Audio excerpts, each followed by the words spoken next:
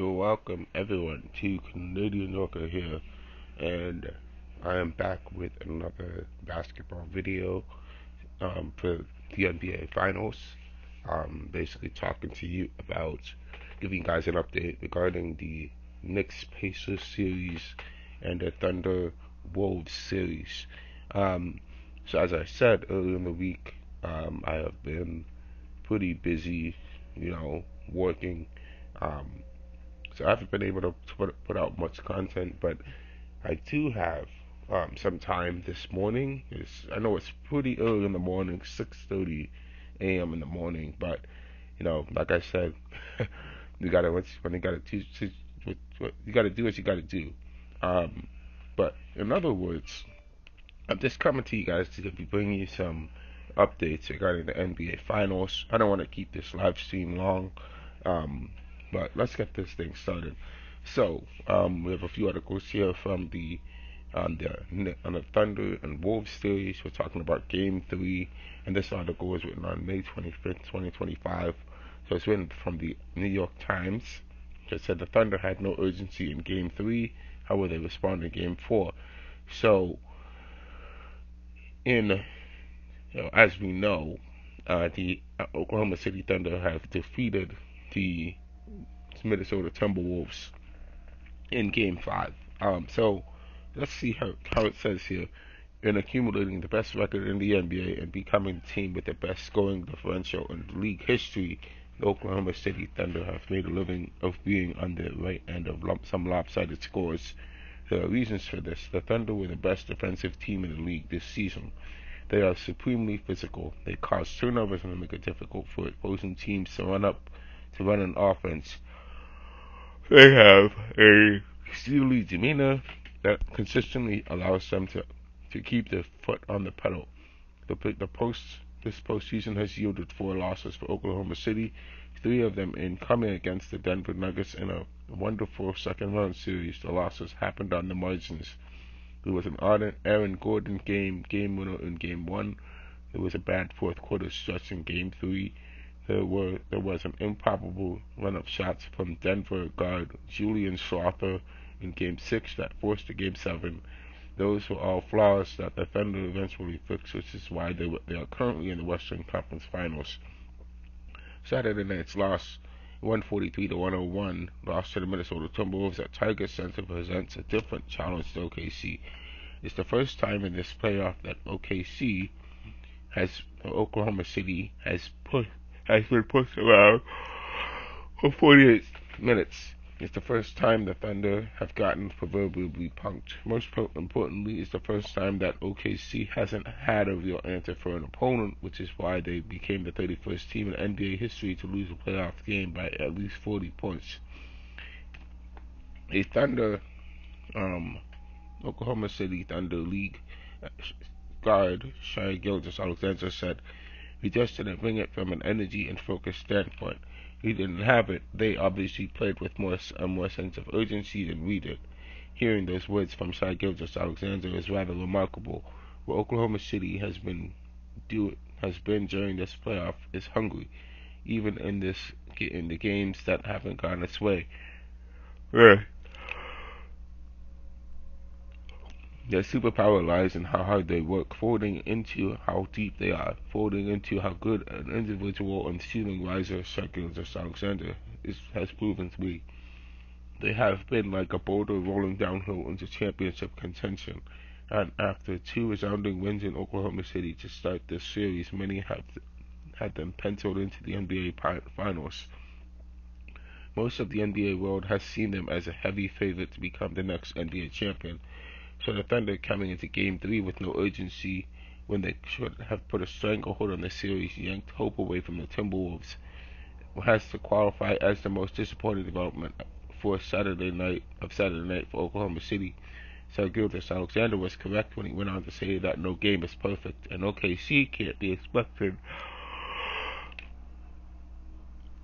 to always play perfect basketball, and on many levels, not having the same desperation as the team down 2 games in the series isn't a truly indictment on the team with the lead. Minnesota knew its season was over as Saturday night ended with a loss. Oklahoma City didn't enter Game 3 facing that kind of pressure. The disappointing part is that Oklahoma City players conceded that they didn't come to play. It was Minnesota that made the plays it needed. It was Minnesota. It was the Timberwolves who played the role of aggressor. A lesson needs to be learned in that regard for a young Thunder team. As good as Oklahoma City is, the Thunder can't afford to playoff. The Thunder can't afford to just give playoff games away. Hardly any team outside of the peak Golden State Warriors, who were notorious for giving away Game 3s, could afford that. So the question is for the Thunder is, how do they respond in Monday night's Game 4?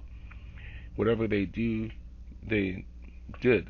OKC forward Chet Holmgren said, wherever they wanted to go, they got there. That's the biggest thing. They came out and played with a lot more force than we did. They played with a lot more edge tonight than we did tonight, and it really showed. With 4 minutes and 39 seconds remaining, and with both benches cleared long before that, the chant throughout Target Center crowd was clear, concise, and easy to understand. Wolves in six. Of course, in a wing, crowds are going to talk, but if Saturday night yielded anything, it was Oklahoma City allowing a measure of relief to Minnesota, its fans and players. There didn't seem to be any of that following the two blowout wins in Oklahoma City. There is now that will make Game 4 a fight. The Thunder have come up big in multiple situations this postseason. Down 2-1 to Denver Nuggets, OKC played its best fourth quarter of the postseason to that point to erase an 8-point deficit. 2 nights later on the home floor, the Thunder rallied from an 80-68 deficit to win Game 5 that proved to be a turning point of the series. And finally, faced with pressure of Game 7, Oklahoma City blew the doors off the Denver Nuggets, ended Nikola Jokic and Jamal Murray's season, and advanced to the third round. Tonight, Monday night's Game 4 will be an important for Oklahoma City, but not critical, as 3 games against the Nuggets were. The Thunder must come up with a response to being on the receiving end of a wire-to-wire beatdown for the first time in their playoff run. But even with the loss, Oklahoma City still has the benefit of home court advantage, and the Thunder have been really good at home.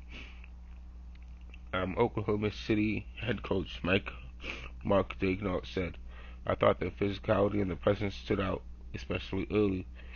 They definitely threw the first punch of the game, and they had a lot to do it. Schematically, they were a little different, but not a ton.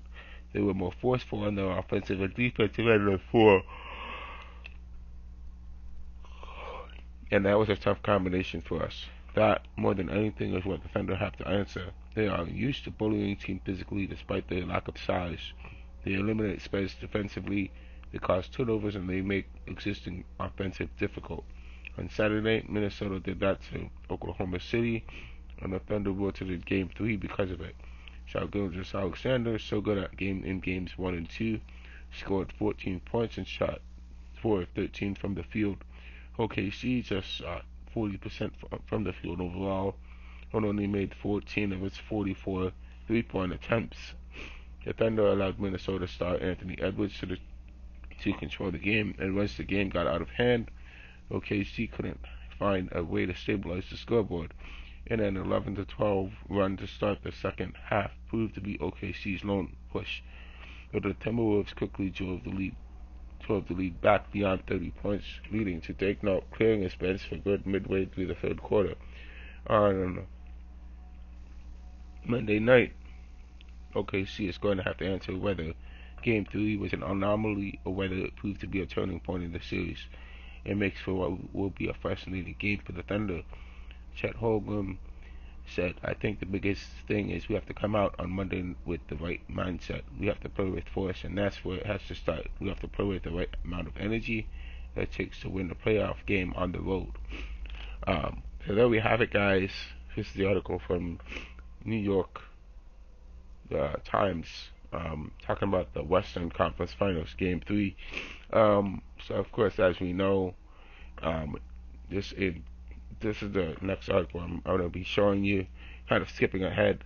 And in this article here, so of course we know about the Oklahoma City Thunder are going on to the the NBA Finals.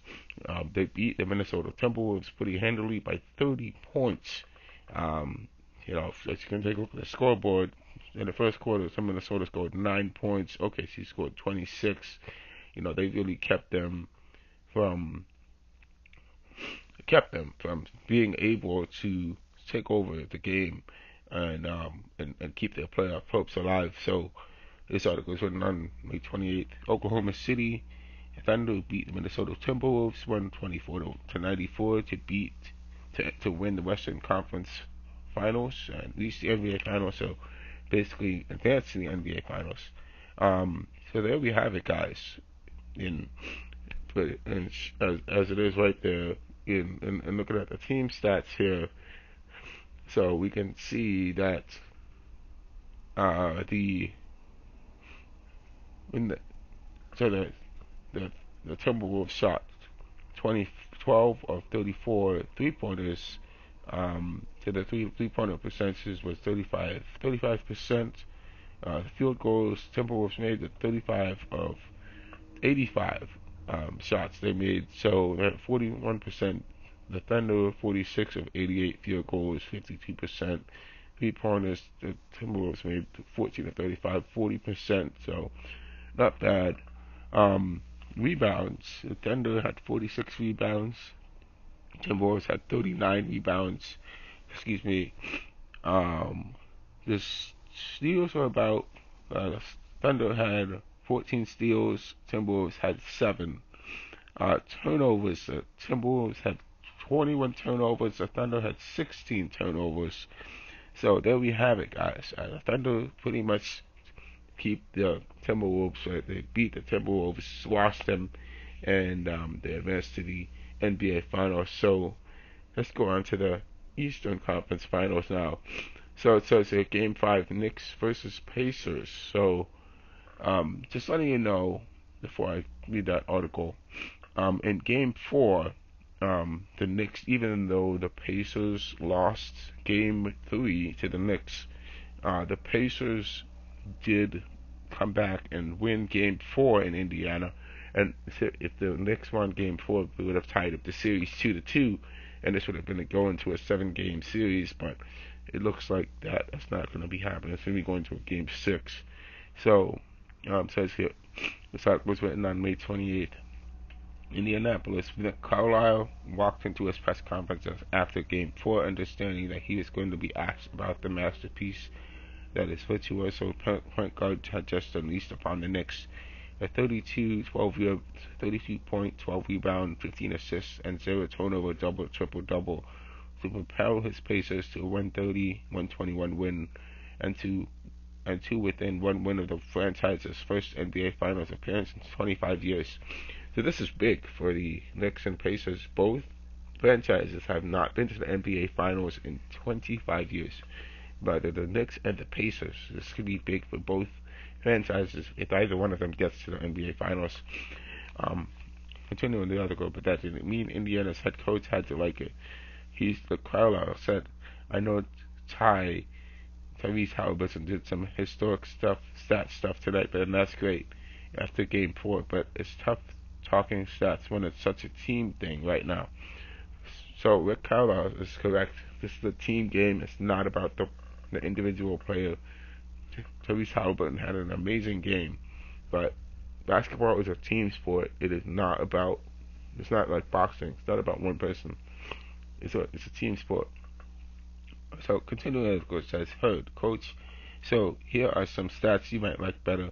In the course of an 11+ minute podium session with reporters, an interview that spanned nearly 2,000 words, the primary topic of which was playing the game of his life to get his team within one win of a chance to play for the NBA championship. Tyrese Halliburton used the word 'we' 28 times and the word 'hour' 5 times, the phrase 'as a group' 6 times, and the phrase 'play the right way' 5 times.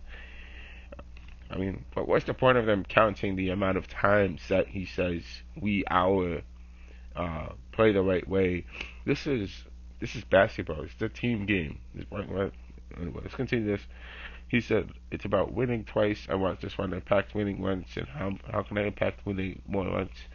bringing us to four discrete instances of emphasizing how he wants to win. He gave. I'm just gonna have to skip this, man. I mean, it doesn't make sense for me to go over how many times Tyrese Halliburton said whatever words, how many times, this is ridiculous. Anyway, just here, Rick Carlisle said, look, Tyrese is a great player, and people realize that. He happens to do some very impressive statistical things, but he's aware of all this far transcends statistics. Tyrese Halliburton left Game 3 with a bad taste in his mouth, frustrated by Indiana scoring just 43 points in the second half and leaving the door open for the New York Knicks to pull off a daring comeback. Unhappy with the finish where he felt the team he was responsible for was on the back foot rather than pressing the action. Tyrese Halliburton said, quote, they've got some guys who just make some hellacious shots, and did that last game. I felt like he's talking about Karl-Anthony Towns and Jalen Brunson, and Tyrese Halliburton said, continuing, I felt like those were kind of taking the air out of us. He said, continuing, he was kind of sighing after everyone walking the ball up. Today we're just going to try to keep focused on who cares, let's get the ball in and let's run and go right back at them. They're gonna make shots, let's keep it going.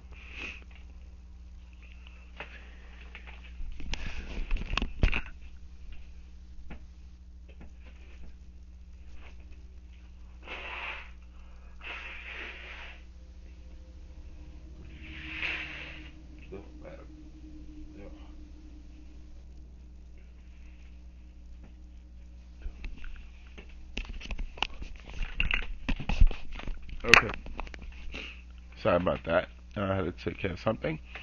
Tyrese Halliburton hit the gas off the pump, hit the gas off the jump, repeatedly attacking Karl-Anthony Towns and Jalen Brunson in the pick and roll and generating great looks. He rebounded misses and mashed the pedal to the floor, creating three open three-point attempts in the first 3 minutes of the game before stepping into his first an almost unfathomably open step back after the Knicks miscommunicated assignments on a switch and transition, and drilling it out to put Indiana 16-9 on a sterling start that put Game 3's ugly finish behind them. The Pacers scored 42 points in the second half on Sunday. They scored 43 points in the first quarter on Tuesday. They were off to the races with Halliburton, as always, setting the pace. Halliburton said, I felt like I let the team down in Game 3. I felt like I could have been so much better, so I felt like I responded the right way. Continuing, it says here, Pacers forward Pascal Siakam, who scored 30 points on 11 of 12 shooting with 5 rebounds, said, I thought he was free out there, just playing with the pace and not slowing down whatsoever, just being in attack mode the whole game. And for him, what makes him special is attack mode. It's not just scoring, it's getting us in position, bringing the pace, playing the way that we want to play, and then also getting him, about him just being in control of the game. Rick Carlisle said he was the leader tonight. It's a role that Tyrese Halliburton has steadily grown into being since landing in Indianapolis back in February of 2020 in a blockbuster trade, but that, with all due respect, due to Tomas Sabonis, an excellent player, looked like a steal at the time and now feels like an outright larceny. Step by step, brick by brick, Tyrese Halliburton has been the foreman for seeing the construction project in Indiana, an overhaul, an overarching approach, and a revolution of RPMs. Pacers forward Aaron Nesmith said unbelievable, who gutted through a sprained ankle to play 33 minutes of physical defense on Jalen Brunson, while also chipping in 16 points on 5 of 19 shooting. He's talking about Tyrese Halliburton. He's a special player. He does what we ask of him, what we need him to do every night, and I think he almost had a triple-double at halftime. The guy is unbelievable. The most unbelievable part really is the turnovers, or rather their absence. Halliburton now has a 44-6 assist to turnover ratio in 153 minutes, in the Eastern Conference Finals, all of which has been spent with him fending off any physical defenders in his face, playing as fast as he can possibly, and slinging the ball all over the court. The Carlisle said he was really showing the ball tonight too, which was important for us, and to not have any turnovers in any of these situations too is pretty remarkable. But this is the become his thing, and there will be a new statistical category, perhaps named after him somewhere down the line. Him and Chris Paul, these guys, they're unloved guys. I know John Stockton didn't turn over much, but back when he played, and there are others. LeBron James doesn't turn over very much, and you can go right down the line. Some of these all-time greats, I know he takes great pride in it, and that's a motivating factor. Okay, pause right there. The fact that Rick Carlisle said LeBron James doesn't turn it over much, honestly, that is a bold face. That's not true. LeBron James turns the ball over a lot. The fact that he puts LeBron James in the same category as Chris Paul and John Stockton is laughable. And he should even be injecting LeBron James into the series.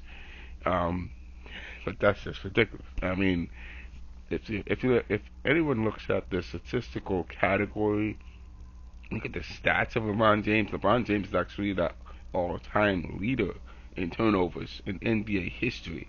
The man has 5,000 turnovers. It's insane how many turnovers he has, but he is not in the same stratosphere as John Stockton or Chris Paul. Absolutely not. That is not true. And not even Tyrese Halliburton. He is not in that. Not at this point in his career. Continuing the article, it says here, Tyrese Halliburton confirmed that I'd rather do really anything else than on the basketball court than turn the ball over. Go back a second and look at these names: John Stockton, Tyrese Halliburton, Chris Paul. These are some of, I'm skipping over James. These are some of the absolute greatest playmakers in the history of the sport. Maybe it feels a little early for that. With one more win in the finals berth, though let's face it, like a likely Eastern Conference Final MVP trophy, Tyrese Halliburton would take a big step towards earning a spot in such a august company, even if the way he gets there looks little bit different from all those all-time table setters. Tyrese Halliburton says, I think my game is a little unorthodox. I jump to pass probably more than anybody in the NBA, but I work on that stuff. That's how I've worked my whole life to play the game. So I take pride in taking care of the ball. I feel like the more we take care of the ball as a team, the more opportunities we get to shoot the ball. The more shots we get in the game, the better opportunities we have to win. Just so long as he doesn't forget to look for his own shot sometimes. He's amazing. Like when he plays that way, just at the pace and getting us in position, and also being aggressive, just finding that balance and doing both is. He's a pass-first guy, Pascal Siakam, but he also was able to give us the big buckets when we really need them. I just love the way he played tonight. His energy on both ends of the floor, and you don't turn the ball over. That's amazing. Combine that with stepped-up effort on the defensive end, 12 boards, 4 steals. He got a performance for the ages. After one of those steals, he pounced on Jalen Brunson to force a turnover in the fourth quarter. Tyrese Halliburton popped up and high-fived Pacer alum and former teammate George Hill, who was seated in the front row. That moment meant a lot to Tyrese Halliburton. I see George Hill there, and as kind as of any one of my vets, Tyrese Halliburton said after the game, he was here with me for a little bit, and we do have constant conversation to this day. But you see Lance Stevenson in the building, Stephen Jackson was in the building the other day, Al Harrington, Roy Hibbert, Danny Granger, Reggie Miller. I mean, all these guys are guys I've grown up watching. Yeah, and Rick Carlisle said, yeah, and he's doing this within the system. There isn't a lot of freelance stuff where they're just allowed outside the box gambles. He's doing it within the system, and that's real growth. Everywhere you look in Indiana, there's growth. Neesmith evolution as a shooter, Mathurin's bounce back maturity, Andrew Nemhard's developing two-way work, and so on. These Pacers are smack in the middle of the pack of average roster age among NBA players. There's plenty of young guys still with a ton of runaway to get better. 25-year-old Halliburton included. The deeper they play, the bigger game set, the more they learn. So there we have it, guys, for this NBA Finals, this NBA game here in Game 4. So the Pacers beat the Knicks in Game 4. So I'm just going to end on this note right here with a Game 5 preview. So May 29th, that's today, the Pacers are playing the Knicks again at 8 p.m. tonight for Game 5 preview. Pacers versus Knicks. So it says here, one more win and the Indiana Pacers will advance to the 2025 NBA Finals. The Pacers 3-1 can wrap up this 7-game Eastern Conference Finals series with the New York Knicks 1-3 as soon as Game 5 on Thursday at Madison Square Garden. So this is going to be the last time the Knicks can at least keep themselves alive. Indiana has never led a conference finals 3-1 in previous 9 appearances, and the lone season of the Pacers made the NBA Finals in 2000. The Blue and Gold beat the Knicks in 6 games after splitting their first 4 contests.